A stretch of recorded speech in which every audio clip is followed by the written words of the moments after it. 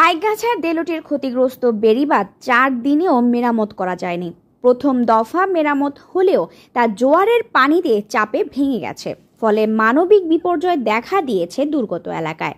সুপেয় পানির চরম সংকট সহ চরম দুর্ভোগে পড়েছেন পানিবন্দী 13টি গ্রামের কমপক্ষে 15,000 মানুষ।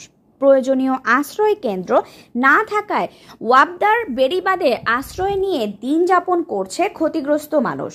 উল্লেখ্য, গত 22 আগস্ট বৃহস্পতিবার উপজেলার দেলুটি ইউনিয়নের কালীনগর এলাকার পানি উন্নয়ন বোর্ডের ওয়াবদার বেড়িবাঁধ ভেঙে গিয়ে 22 নং পোল্ডারের 13 গ্রাম প্লাবিত হয়।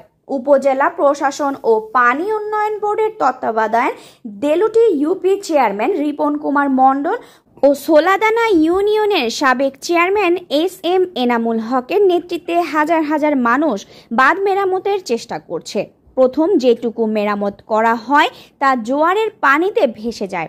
সর্বশেষ 2000 মানুষ দিনভর কাজ করে 3 ভাগের 2 ভাগ মেরামত করতে সক্ষম হয়, কিন্তু সেটি প্রায় ভেঙে যায়। বাঁধ মেরামত কাজ সম্পূর্ণ করতে না পারায় মানবিক বিপর্যয় দেখা দিয়েছে দুর্গত এলাকায়। প্রায় 15,000 মানুষ পানিবন্দী হয়ে রয়েছে।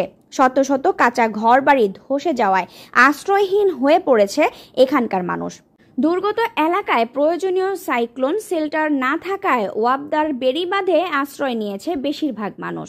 দারুণ মল্লিক গ্রামের স্বর্ণা সরকার বলেন, এখানে তেমন কোনো আশ্রয় কেন্দ্র নাই, যার কারণে নিরাপদ কোনো আশ্রয়ে যাওয়ার ব্যবস্থাও নাই।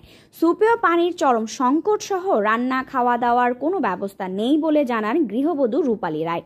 ঘর বাড়ি ধসে যাওয়ায় আশ্রয়হীন হয়ে পড়েছেন বলে জানান কবিতা সরকার। ভেঙে পড়েছে স্বাস্থ্য ও স্যানিটেশন ব্যবস্থা। গত 4 দিন মানবেতর জীবনযাপন করছেন বলে জানান 75 বছরের বৃদ্ধ কল্পনা মণ্ডল।